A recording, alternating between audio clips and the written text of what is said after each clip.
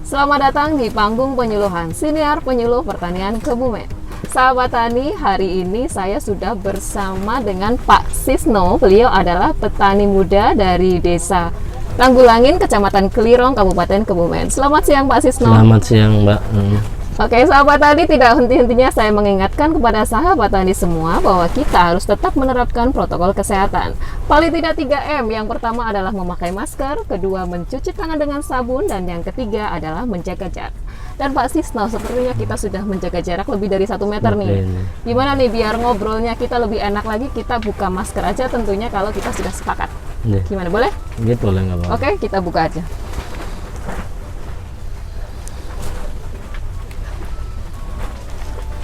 Silahkan dipakai headsetnya.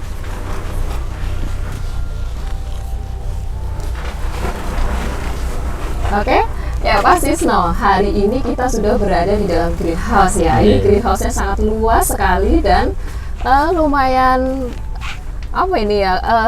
Saya bilang sejuk kayaknya enggak deh ya. Agak lumayan panas dan ini greenhouse tanaman melon. Tanaman melon milik dari Bapak Sisno, Pak Sisno. Maaf, saya masih agak belibet ini menyebut namanya. Oke Pak Sisno, awalnya tersirat untuk menciptakan greenhouse seperti ini untuk tanaman melon ini awalnya dari mana ini? Bisa diceritakan sedikit? Ya, awalnya kan dulunya kami dari kecil memang petani. Setelah itu karena proses berjalannya waktu, saya nggak ke petani lagi, ikut ke proyek. Tapi karena adanya pandemi COVID seperti ini kan ada kendala di proyek, jadi berpikir kembali ke masa lalu. Karena dulu pernah bertani, jadi berpikir bertani karena tidak begitu terkendala dengan adanya kondisi pandemi seperti ini. Awalnya seperti itu. Terus kami bikin greenhouse ya awalnya karena sekarang kan zamannya media, jadi bisa dikatakan bahwa kami ini korban YouTube. Korban YouTube ternyata, sahabat tani. Ya ternyata dari awalnya pertama karena memang ingin kembali ke masa kecil yang dulu adalah sebagai petani mungkin dari juga, orang tuanya adalah petani dan ternyata jiwanya adalah jiwa petani juga. Dan sekarang juga banyak sekali petani-petani muda seperti Bapak Sisno ini. Dan yang kedua, ini alasannya sangat menarik bagi saya karena ternyata beliau adalah korban YouTube gitu dalam tanda kutip ya pemirsa sahabat tani ya. Jadi kalau gitu berarti saya sekalian promosi ini berarti ya dari Penyuluh Pertanian Kebumen itu ada channel YouTube-nya sama judulnya Penyuluh Pertanian Kebumen. Jangan lupa nanti sahabat tani yang belum subscribe boleh di subscribe. Juga untuk Pak Sisno ini untuk koleganya atau teman-temannya atau petaninya dan yang utama keluarganya ya nanti subscribe ya. Jangan-jangan ini kalau mengaku sebagai korban YouTube jangan-jangan punya channel YouTube juga ini. Iya memang punya Mbak. Oh ternyata iseng-iseng bikin lah gitu. Oke, gimana boleh dipromokan deh ya, channel YouTube-nya. Teman-teman tani untuk channel YouTube kami namanya Bineka Semesta. Jadi nanti bisa minta tolong di subscribe juga di like. Biar nanti juga bisa berkembang, siapa tahu bermanfaat juga untuk sahabat-sahabat tani semuanya. Ini kontennya tentang apa ini? Kontennya tentang pertanian yang utama. Pertanian pastinya. Terus yang lain juga ada sih. Harus pertanian melon, ada yang tambak udang juga. Wow, ternyata ada tambak udang cuman juga. Baru sebagian kecil lah. Sebagian kecil. Oke, sahabat tani jangan lupa nanti di subscribe channel YouTube-nya Pak Sisno yaitu Bineka Semesta dan siapa tahu itu bisa bermanfaat untuk sahabat tani semuanya. Oke, kita kembali lagi ke melon. Nah, ini Pak Sisno sendiri ini sebelumnya pernah membudidayakan melon dengan sistem seperti ini enggak? Kalau untuk melon belum pernah. Ini baru pertama kali langsung dengan sistem seperti ini dan kembali lagi tadi karena korban YouTube gitu ya. Nah, ini budidaya melon seperti ini dengan sistem kalau tidak salah ini irigasi tetes gitu ya. Dengan sistem drip irrigation dan ini melonnya ini yang seperti sudah ada di sini ini tapi kan baru berapa bulan ini ya? Ini baru 52 hari. Baru 52 hari dan sampai ke panen berapa hari lagi nih? Untuk acuannya untuk jenis madu merek Novi itu 67 hari. Berarti sekitar hampir 20 hari lagi 20 hari lagi. Oke, catat 20 hari lagi saya ke sini. Siap. Jadi ini varietasnya adalah yang jenis madu. Kalau tidak salah kalau ini varietasnya biasa yang ditanam di lahan biasa di hamparan. Nah, ini kenapa ini dibikin seperti sistem seperti ini, apakah sudah ada bayangan nanti hasilnya produksinya lebih tinggi atau kualitas dari buahnya lebih bagus, lebih manis mungkin, atau gimana ini? Yang jelas pertimbangannya kalau cuaca ekstrim seperti ini kan yang untuk sistem hamparan banyak kegagalan. Karena kami berpikir karena referensi YouTube itu kan untuk meminimalisir nanti hama. Jadi kami berani ambil kesimpulan dan istilahnya melaksanakan greenhouse karena ini juga bangunannya bisa untuk plastik UV-nya sendiri bisa 5 tahun. Itu kan biayanya cuma besar di awal, tapi bisa panjang lah waktu untuk pemeliharaannya nanti. Dan kemungkinan ini akan jangka panjang. Jangka panjang juga. Ini udah pernah panen belum? Belum pernah, Mbak. Belum pernah. Nanti baru mau panen perdana itu sekitar 20 hari kemudian. Dan ini bangunannya kalau saya lihat itu lumayan ya, kalau dilihat dari ujung sana sampai ke sana panjangnya ada berapa meter? Ada berapa meter ini? Ini untuk bangunan sendiri itu 9,5 kali 115. Lebarnya 9,5, kesananya 115. Dan saya lihat juga di depan ada greenhouse satu lagi tadi, khusus untuk apa itu? Itu melon juga. Oh sama, tapi dengan sistem nggak pakai polybag. Oh nggak pakai polybag, langsung tanah langsung di mulsa gitu. Cuman irigasinya gimana? Irigasinya sama. Sama dengan drip irrigation ya. Nah ini saya mau nanya apa lagi ya? Saya bingung. Soalnya ini saya sudah terpana dengan ada melon di sini yang sebesar ini. Kemudian ini kan kalau saya lihat ada dalam satu pohon itu memang dibiarkan untuk berbuah beberapa buah gitu ya. Kalau setahu saya itu kan ada yang hanya disisakan satu buah yang kualitasnya paling bagus gitu. Ini kenapa nih? Atau memang tidak mau rugi atau gimana ini Pak? Yang jelas karena kalau pakai sistem polybag dengan vertikasi kan kita bisa istilahnya meminimal kebutuhan nutrisi, tapi jika kita bisa mantau biar panjang. Jadi kalau dibuahkan cuma satu kan sayang. Iya, sayang. Betul, tidak mau rugi juga. Iya, nggak mau rugi. Terus kuncinya kalau sistem vertikasi sama tertutup ini untuk pemeliharaannya yang jelas itu pruning ya. Karena ini kan biasanya lahan hamparan dengan luasan seperti ini paling kan muat sekitar 600-an. Ini kan bisa 3 kali lipat. Ini bisa muat 2.400-an. Nah, jadi otomatis kan selang tanamannya itu kan pendek, otomatis harus cepat-cepat, artinya daun-daun ataupun nanti dahan yang nggak kepakai harus kita pruning, kita potong sehingga nanti tidak menghalangi sinar. Jadi perlakuan khususnya tadi ada pruning, pruning, terus kemudian ada apa lagi nih perawatan khususnya? Pembuahan harus ada bantuan untuk mengawinkan itu. Ternyata pembuahannya dikawinkannya juga dibantu sama manual, manusia, manual. Gitu. Kalau di hamparan kan lewat bantuan serangga, angin. Kalau di sini kan kalau kita karena di greenhouse gitu, tutup. Jadi harus tetap. Jadi Pak Sisno itu jadi penghulu ya. Jadi penghulu ada sekitar 2.400 pohon melon gitu ya. Tadi 2.400 pohon melon, dan ini untuk jarak tanamnya karena kan pakai polybag ya mungkin, tapi kan tetap saja kalau sudah tanamannya sudah tinggi, tetap saja ini ada jaraknya berapa senti? Ini jaraknya polybag ke polybag itu kan 55. Itu ternyata juga masih istilahnya kurang lebar sih. Idealnya 60 sampai 70 lah. Jadi nanti kalau mau membudidayakan lagi dibikin jarak lebih lebar lagi. Iya, lebih jarang lagi. Tentunya untuk menghasilkan buah juga biar lebih besar. Iya, lebih besar. Ini yang varietas madu ini paling besar biasa sampai berapa kilo ini? Ya ada yang 3 kilo, cuman rata-rata ya 2 kilo lah. Tapi untuk grade yang masuk A itu untuk melon kan 1,8 itu sudah masuk grade A ya. Ini kan nanti tentu ada sortiran gitu ya. Itu rata-rata yang masuk ke grade A itu ada berapa persennya sendiri? Kalau kami lihat sih ya sekitar 80% lah masuk grade A. Lumayan juga ya, 80% masuk ke grade A. Dan ini saya penasaran, ini yang melon madu tuh yang dalamnya warna apa ya? Dalamnya kuning sih. Dalamnya kuning, udah matang tapi kuning. kulitnya tetap hijau seperti kulitnya ini hijau. Ya. Ini kan juga agak masih muda. Nanti kalau kan lebih putih lagi nanti. Apanya? Kulitnya ini. Kulitnya semakin tua semakin halus ya kulitnya. Nggak semakin halus, malah harus kasar kalau melon. Iya, netnya ini nanti harus bentuk dan Kalau ini sampai halus ini malah nggak masuk grade. Malah nggak masuk grade Iya, ya. masuk Oke, grade. ya, Kecuali ya, kalau ya. jenis golden itu memang harus mulus. Oke, sahabat tani, kepingin nggak ini bikin apa ini nama greenhouse seperti ini? Dan ini kalau untuk budidaya apapun komoditasnya kan pasti ada kendala ini ya. Iya. Terutama kendalanya adalah OPT, organisme pengganggu tanaman. Kalau untuk melon sendiri, walaupun di dalam greenhouse seperti ini, karena ini kan tujuannya juga untuk mengendalikan, Untuk minimalisir untuk pencegahan. hama, iya, pencegahan. Masih ada juga nggak ini hamanya? Ya tetap ada lah namanya hama itu otomatis karena kita juga di lingkungan pedesaan otomatis kan banyak juga yang masuk yang seharusnya juga dibatasi lah.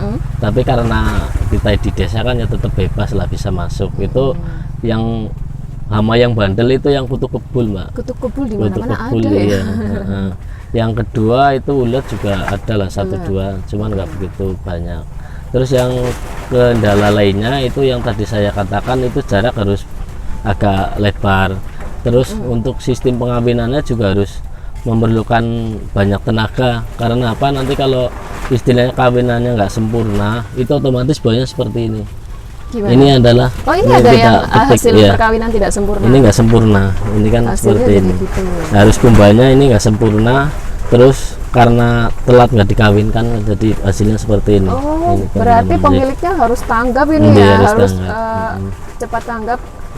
Sudah waktunya kawin, Iya. harus langsung dikawinkan gitu ya, karena kalau telat Intinya ternyata nggak hasilnya boleh telat buahnya kawin, ya.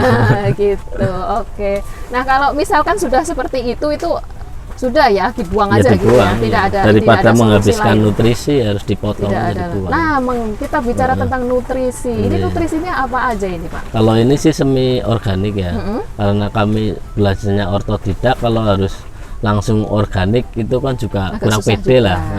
Untuk menunjang perkembangan buah sama pertumbuhan kan juga nanti belum pede lah kalau organik semua. Jadi semi organik. Jadi dari kimia kita mix dulu dengan organik, diamkan berapa hari biar nanti jadi ikut organik kayak gitu. Kalau boleh tahu kimianya apa ini? Kimianya itu di jenis MPK, MPK. sama KCL lah, itu yang pokok. NPK sama KCL, tapi tetap di mix sama yang Organik, organik. iya. Kemudian pemupukannya atau pemberian nutrisi itu lewat irigasi, Lewat pengairan irigasi, atau iya. lewat pengairan. Iya. Berapa Kita kali sehari? masukkan ke tong, dari tong kita langsung alirkan ke sistem jaringan irigasi. Langsung dimasukkan ini. ke Iya. ininya. Terus kita mengukur karena ini satu jalur kan ini ada 200 pohon lah. Jadi kita menggunakan drum yang sekitar 200 kapasitasnya. 200 liter 200 untuk liter. 200 pohon. Iya, jadi asumsi untuk satu pohon kan 1 liter. Jadi penyiraman cukup 1 hari sekali. Oh, cukup satu kali Satu sehari, hari padahal sekali. Sekarang juga musimnya musim panas gini Musim cukup panas ya. sih, cukup. Itu di waktu apa? Untuk penyiramannya biasanya pagi sih. Pagi, jadi siang nanti setiap sudah pagi. selesai. Nah, untuk pemberian nutrisinya setiap apa ini? Nutrisinya itu 7 hari sekali. 7 sekali Mulai kasih dari nutrisi. umur 10 HST, terus selang 10 7 hari, 10 10 lagi, 10 Iya. lagi.